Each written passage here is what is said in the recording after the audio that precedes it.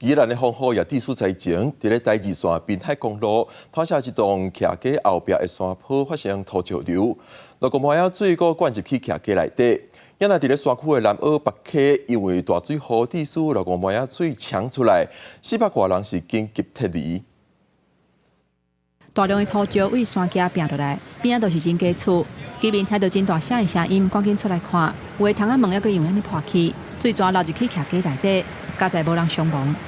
火车经过隆隆隆的声音，然后我就觉得不对劲，赶快出来看，哇，整个都下来了。邀请各相关单位来做这一些算是颠簸管理的会勘，然后解决这个问题，不要让它长期存在这种会随时土石流的问题啊。宜兰头城滨海公路发生水崩山，土石抢入去真家厝，已经唔是头一届。这个灾情若要恢复，伊阁要1礼拜的时间。地方嘛希望边坡的问题会当赶紧解决。也若当地就声火车头，目前因为淹水暂时无法度出入。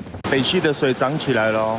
南澳北溪因为山区落大水，雨规个涨起来，真侪路高仔梅泉安尼拼落来。狂水风台嘛为宜兰的山区带来大水雨，苏澳、南澳、甲大东乡，拢总有400多人已经先撤离。有可能会发展做水崩山的溪流，黄色警戒有62条，红色警戒有10条。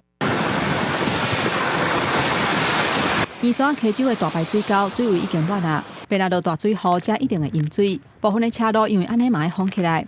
现场拢总有8台抽水机伫遐待命，希望当降低对住户的影响。这个狂水风台伫宜兰是透风落雨，已经造成不少灾情。记者综合报道。